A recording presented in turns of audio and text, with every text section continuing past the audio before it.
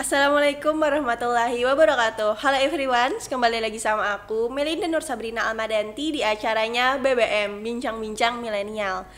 Seperti sebelumnya, nggak perlu panjang lebar lagi aku ngejelasin siapa bintang tamu, karena yang pasti bintang tamu kita adalah orang-orang yang ahli di bidangnya dan pastinya nggak sembarangan orang lah ya. Oke, langsung aja nih. Di depan saya saat ini ada Kamega selaku Duta Daerah Provinsi Kalimantan Selatan 2022. Sebelumnya gimana dulu nih kabar Kamega sendiri? Alhamdulillah baik, dan sampai saat ini dengan berbagai macam kegiatan sudah saya ikuti. Insya Allah. Nah, Iya. kegiatan apa aja tuh? Untuk kegiatan sendiri pastinya saya aktif sebagai mahasiswa di Prodi Pasca Sarjana Magister Kesehatan Masyarakat Unlam, seperti itu. Unlam Banjarbaru. Ya, Unlam Banjarbaru. Kamega sendiri aktif juga nggak? Maksudnya kayak organisasi dan sebagainya? Alhamdulillah masih aktif. Untuk saat ini saya berada di organisasi Duta Bahasa Kalimantan Selatan tahun 2022 sampai dengan 2023 ya. Dan dilanjutkan lagi, sebelumnya saya pernah menjadi kepengurusan Puadahan Nananggaluh Intan Kabupaten Banjar. Untuk saat ini berada di DPO, ya, Dewan Pengawas Organisasi, seperti itu. Nah, gimana tuh Kak? Ini kayaknya kita langsung banyak ke inti pertanyaan nih. Ya, nggak apa-apa, silahkan. Nah, gimana sih tips atau triksnya nih? Kan Kamega sendiri sekarang fokus kampus, Ya. kemudian organisasi, dan Iya. juga berprestasi baik dari akademik ataupun non-akademik. Itu gimana sih tips and triksnya? Oke, untuk tripsnya ya, yang pertama, yang pasti kita harus memberikan kebermanfaatan kepada orang lain. Kemudian yang kedua, jangan lupa kalau singkatnya itu adalah duit. Doa, usaha, ikhtiar, dan tawakal, seperti itu. Dan ketika kita ingin mengikuti suatu ujian, baik itu ujian praktek ataupun ujian pengetahuan, baik itu secara tertulis ataupun secara lisan, jangan lupa untuk meminta doa kepada kedua orang tua. Karena itu adalah hal yang paling penting bagaimana kita ke depannya bisa menjadi orang yang sukses, baik bermanfaat di dunia maupun di akhirat, seperti itu. Insya Allah. Nah, apa sih motivasinya? Maksud itu emang kemauan sendiri juga ada atau ada dorongan? Kan biasanya ada nih kayak dari baik orang tua atau guru yang kamu harus bisa gini nih, kamu bisa gini. Gimana? Ya, sebenarnya dari sisi orang tua itu tidak sama sekali memberatkan saya untuk selalu berprestasi. Tetapi dari perjuangan orang tua sendiri yang membuat saya untuk selalu berjuang, baik secara internal maupun secara eksternal. Bagaimana ke depannya kita sebagai orang yang berpendidikan itu tidak hanya memberikan efek-efek yang biasa-biasa saja, tetapi kita harus memberikan efek-efek yang luar biasa dan pastinya memberikan contoh kepada masyarakat bahwa kaum muda itu memiliki manajemen yang baik, seperti itu, bahkan bisa berprestasi baik di dalam maupun di luar, seperti itu. Oke. Nah, kan apa tadi? Ya. Nah, tadi setelah menjadi mahasiswa berprestasi Iya. dan pernah menjabat sebagai Galuh Kabupaten Banjar, Ya. apalagi nih yang bikin motivasi buat ikut menjadi duta bahasa? Untuk motivasi dari diri saya sendiri ya, secara internal, yang pastinya saya ingin menambah relasi. Kenapa? Karena menambah relasi di Duta Bahasa Kalimantan Selatan itu sangatlah luar biasa bagi saya. Karena yang pasti pertama kita bisa mengenal tokoh dan guru-guru besar bahasa Indonesia, guru-guru besar ya, seperti itu. Dan kita pun selain kita memberikan sosialisasi, kita juga memberikan motivasi kepada masyarakat. Dan sosialisasi ini pun terkait tentang kebahasaan bahasa Indonesia. Bagaimana kita mengutamakan Trigatra Bangun Bahasa. Yang pertama yaitu mengutamakan bahasa Indonesia. Kemudian yang kedua yaitu melestarikan bahasa daerah. Dan yang ketiga yaitu menguasai bahasa asing. Terserah bahasa asing apapun, entah itu bahasa Inggris, bahasa Arab, dan sebagainya, seperti itu. Nah, apa sih target atau tujuannya saat milih ikut jadi duta bahasa? Oke, jujur sebenarnya saya tidak ada target sama sekali ya. Dan saya pun sangat-sangat kaget ketika saya dipanggil 5 besar.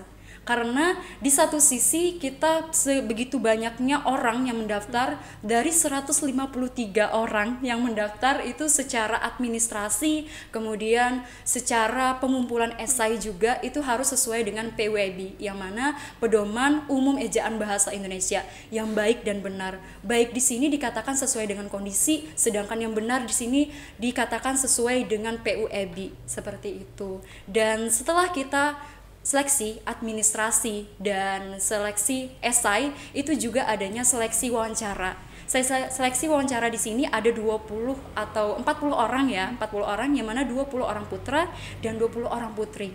Setelah kita melakukan penyeleksian secara wawancara, kemudian diambillah lagi menjadi 10 orang putra, 10 orang putri untuk mengikuti karantina.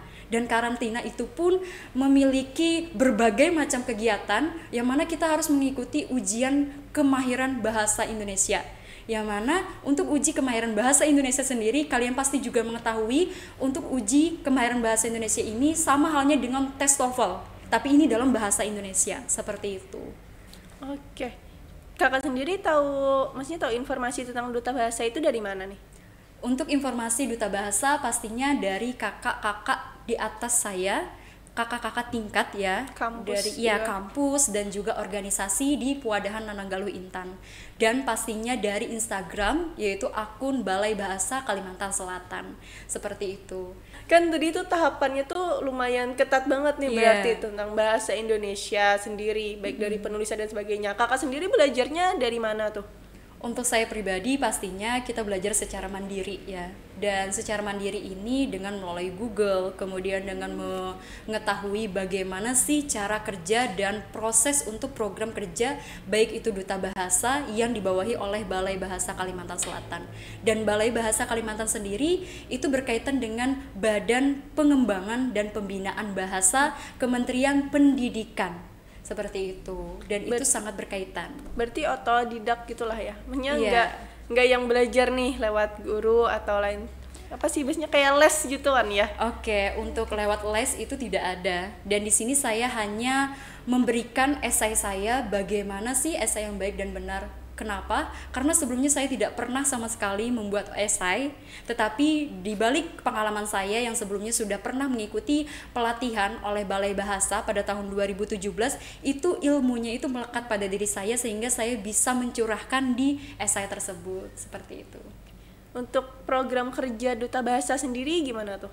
Untuk program kerja duta bahasa pastinya kita mengikuti Balai Bahasa untuk sosialisasi untuk mengutamakan bahasa Indonesia, melestarikan bahasa daerah, dan juga menguasai bahasa asing. Halnya itu yaitu kegiatan literasi inklusi, yang mana itu baik secara verbal ya kan, karena selama ini kan kita non verbal atau secara lisan, tetapi kita memberikan kebahasaan bahasa Indonesia itu, memberikan pembelajaran dengan melalui bahasa verbal, seperti itu. Di selain itu juga ada juga yaitu sosialisasi, itu merupakan sosialisasi literasi anak sungai, Lasung namanya.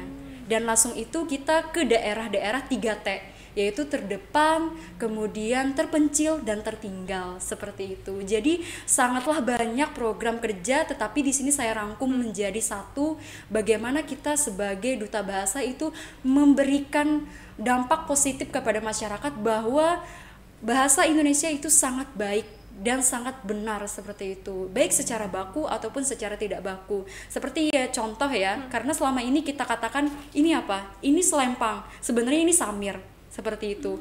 Oke, untuk handphone, biasanya kita menyebutkan handphone, sebenarnya gawai, seperti itu. Kemudian pada saat kita mengatakan ini apa? Ini mikrofon, sebenarnya pelantang, seperti itu. Itu kan hal yang kecil nih. Bagaimana sih kita di masyarakat itu memberikan pengetahuan hal-hal yang kecil dan itu bisa dirangkum untuk menjadi luas, seperti itu. Oke.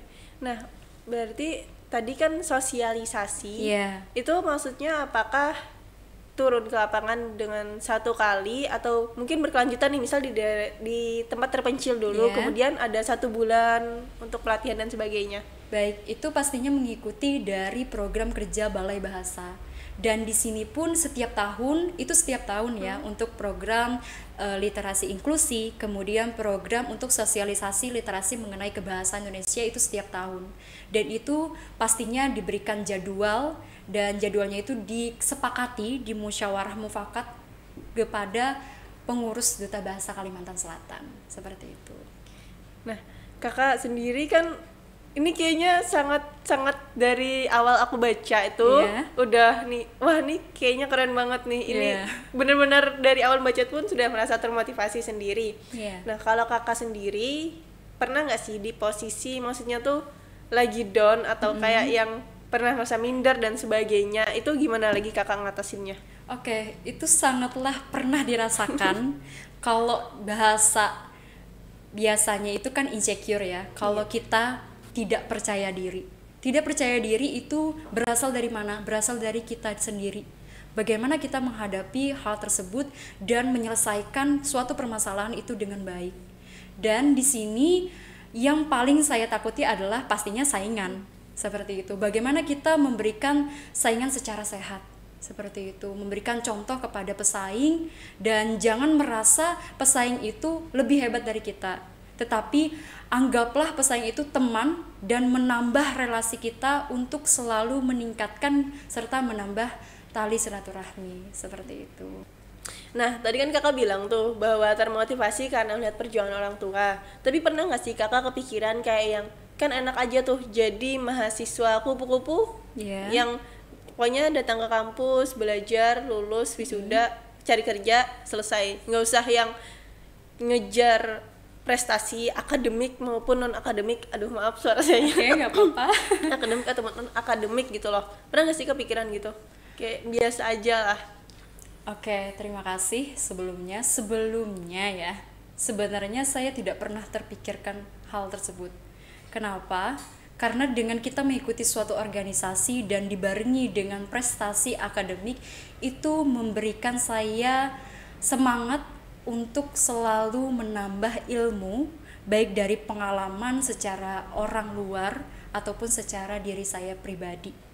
Contoh, ketika saya mengikuti pewadahan Nananggaluh Intan yang sebelumnya saya tidak terlalu percaya diri untuk berbicara di hadapan umum, ini bisa lebih meningkat. Dan pastinya ketika saya mengikuti pewadahan Nananggaluh Intan, ketika itu juga saya mendapatkan suatu pekerjaan yang dapat menambah penghasilan, dan penghasilan itu dapat membantu keuangan orang tua saya. Di satu sisi, orang tua saya bekerja sebagai pedagang, yaitu pedagang ayam di pasar subuh. Dan pada saat itu juga selain saya membantu orang tua saya, di satu sisi saya juga membuktikan bahwa orang yang memiliki organisasi yang banyak itu tidak hanya nilainya itu biasa-biasa saja, seperti itu. Menurut kakak sendiri, apa nih peran penting yang harus dilakukan oleh pemuda Banjar sekarang? Maksudnya mungkin peran yang terlihat sepele tapi berdampak besar bagi lingkungan. Oke, peran pentingnya pastinya kita memberikan sosialisasi. Itu paling penting sekali. Dengan sosialisasi kita dapat menambah pengetahuan dan pemahaman kepada masyarakat. Contoh ketika saya mengikuti dan memberikan sosialisasi, baik itu secara audiovisual dan visual, itu sangatlah berbeda. Apabila visual itu yang diingat adalah apa yang kita tatap, sedangkan audiovisual itu adalah apa yang kita tatap dan apa yang kita dengar. Jadi dengan memberikan contoh saja dan itu melalui media yang efektif, maka kita dapat bermanfaat dan pastinya dapat memberikan dampak yang besar kepada masyarakat, seperti itu. Oke, berarti kayak audio visual yeah. Itu kayak aktif di sosmed. Iya, aktif itu aktifnya itu melalui aplikasi ya kan. Aplikasinya itu ya Instagram, TikTok, YouTube dan Twitter. Nah, kan tadi salah satu cara kita berperan dengan aktif di sosial media dengan share hal yang bermanfaat. Tapi nggak jarang juga nih kebanyakan pemuda sekarang yang menyepelekan hal itu, yang akhirnya menggunakan media sosial cuman untuk kesenangan pribadi, upload kegiatan sehari-hari. Nah, menurut sampean sendiri gimana tuh? Oke, untuk masyarakat dan pastinya kaum muda saat ini ya, begitu banyaknya aktivitas-aktivitas yang kurang bermanfaat. Maka dari itu kita sebagai seorang duta, baik itu duta bahasa Kalimantan Selatan dan duta-duta yang lain, bagaimana kita memberikan manfaat tersebut dengan mencontoh dan memberikan contoh yang baik. Seperti itu. Contoh yang baik salah satunya ketika kita melakukan aktivitas, kita harus memberikan kata-kata positif dan kata-kata yang memberikan motivasi kepada masyarakat bahwa dengan melakukan dan memberikan manfaat kepada masyarakat dengan melalui media audiovisual tersebut, itu dapat meningkatkan motivasi kepada diri kita sendiri bahwa kita itu bisa bermanfaat bagi orang lain. Kita itu memberikan manfaat tidak hanya di dunia maupun di akhirat, seperti itu. Oke. Nah, tapi kadang juga nih yang bikin orang-orang minder buat ngasih motivasi ataupun share-share video sebagainya di sosmed, kadang dikatain, apalagi sekarang kan ada kata-kata si paling. Oke, si paling ya. Si paling nanti dibilang si paling ambis, sok ngambis dan sebagainya, si paling berprestasi. Kan sekarang udah nggak asing lagi tuh. Nah, gimana tuh? Oke, terima kasih sebelumnya. Itu kembali kepada diri kita masing-masing. Pernah saya mendapatkan komentar ya, pendapat orang lain, yang mana pendapat itu memberikan komentar yang kurang baik menurut saya pribadi, dan bahkan saya tidak ingin memberikan video yang memberikan motivasi kepada orang. Contoh komentarnya adalah Ain. Anda nggak takut Ain ya? Kayak gitu. Itu sempat membuat saya down. Mohon maaf, sempat membuat saya tidak percaya diri untuk memberikan motivasi kembali. Tetapi di samping itu kembali kepada niat saya, bahwa niat saya di sini adalah memberikan motivasi kepada kaum muda. Bagaimana kaum muda itu tidak hanya rebahan, tidak hanya tidur-tiduran di rumah, tetapi kita dengan menggunakan sosial media kita bisa bermanfaat. Seperti itu, dengan memberikan kata-kata yang lebih positif lagi, seperti itu. Dan dan itu mohon maaf bisa dipotong aja nanti ya. Dan itu contoh dan itu adalah hal yang membuat saya makin termotivasi untuk memberikan video-video yang memotivasi kita, seperti itu. Biarkan saja dia berkata apa, yang penting niat kita adalah baik. Apabila niat kita tidak baik, ya otomatis setiap orang itu berpikiran hal-hal yang tidak baik.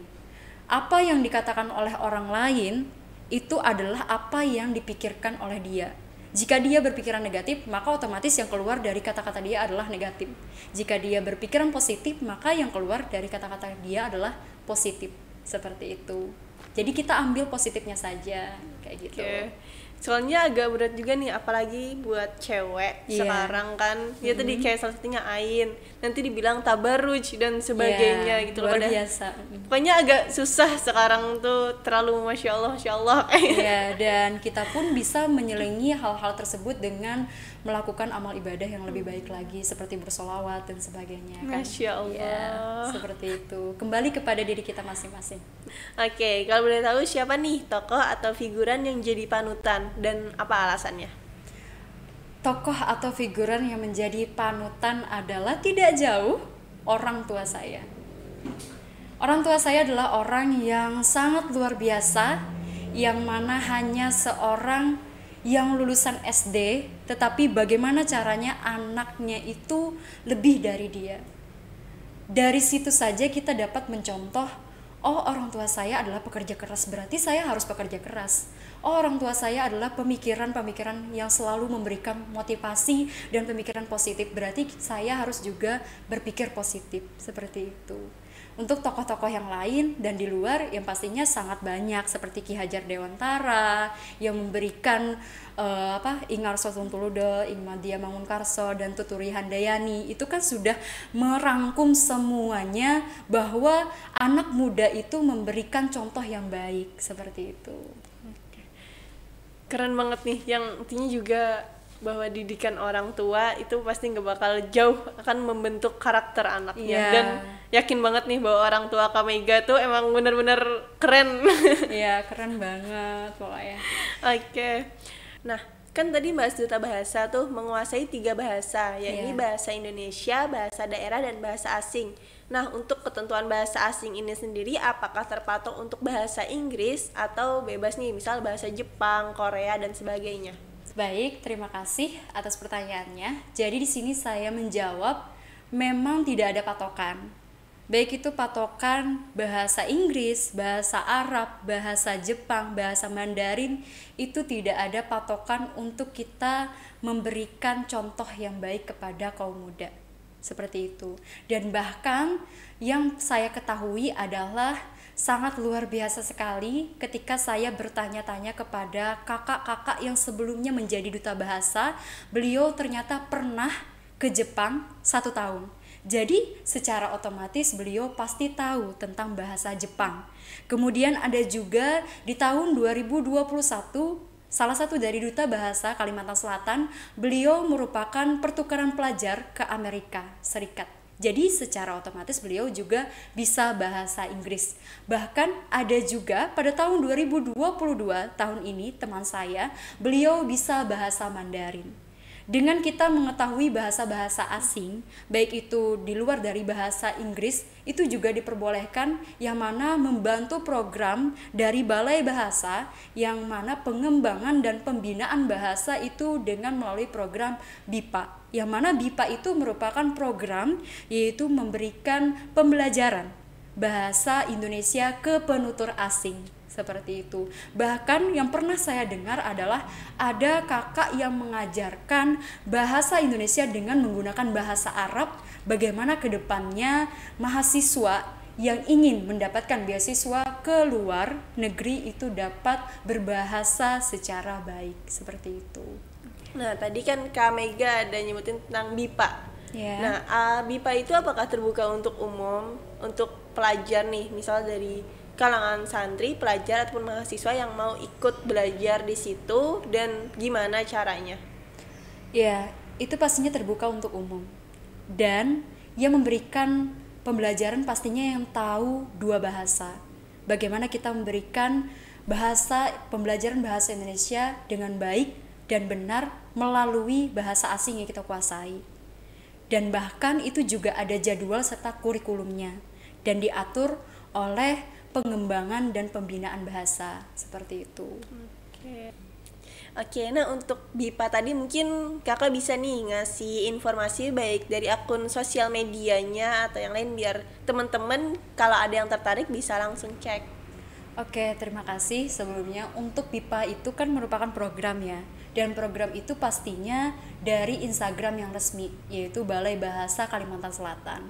Biasanya Balai Bahasa Kalimantan Selatan pastinya itu memberitahukan tentang program BIPA ini, dan itu pastinya bekerja sama dan membawa kami sebagai Duta Bahasa Kalimantan Selatan untuk tahu dan memahami bagaimana program BIPA yang baik dan benar. Seperti itu. Nah, udah sampai di penghujung nih, dan kayaknya udah banyak banget yang disampaikan Kak Mega sendiri, baik tentang duta bahasa tadi ataupun tip and trick buat kalian biar tetap fokus di akademik dan juga non-akademik.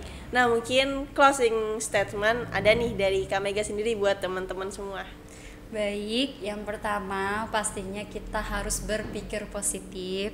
Kemudian yang kedua, lakukan apa yang bisa kalian lakukan saat ini, jangan ditunda-tunda. Apabila sudah kalian melakukan berbagai macam harapan-harapan atau melis ya, itu pastinya kita harus memulai dulu. Apabila kita tidak bisa memulainya, ya kapan mau dimulai, seperti itu. Dan yang lain-lainnya seperti kita merasa capek dan sebagainya, itu pastinya akan tertutupi apabila kalian sudah memulai. Maka dari itu, mulailah harapan kalian, kejar mimpi kalian, dan jangan bermimpi untuk tidur-tiduran. Seperti itu. Oke, Masya Allah. Sepi. Nah, banyak banget nih. Sebelumnya terima kasih buat Kak Mega udah mau hadir ke BBM dan ngasih banyak banget motivasi buat teman-teman semua. Dan buat teman-teman, sekali lagi kalau ada yang pengen kalian tanyain lebih lanjut, kalian bisa langsung isi di kolom komentar atau nanti bisa nih dicantumin IG Kak Mega. Jadi kalian bisa langsung kenal Kak Mega, DM dan tanya langsung deh. Baik. Nah, oke, sekian bincang-bincang milenial kita pada malam hari ini. Jangan lupa like, comment, dan subscribe serta share ke teman-teman kalian supaya bisa bermanfaat dan kalian juga bisa mulai nih apa yang tadi bilangin Kak Mega buat aktif di sosial media dengan men-share hal-hal yang bermanfaat. Aku Melinda Nur Sabrina pamit undur diri. Wallahul muwaffiq ila aqwamit thoriq. Wassalamualaikum warahmatullahi wabarakatuh. Waalaikumsalam warahmatullahi wabarakatuh.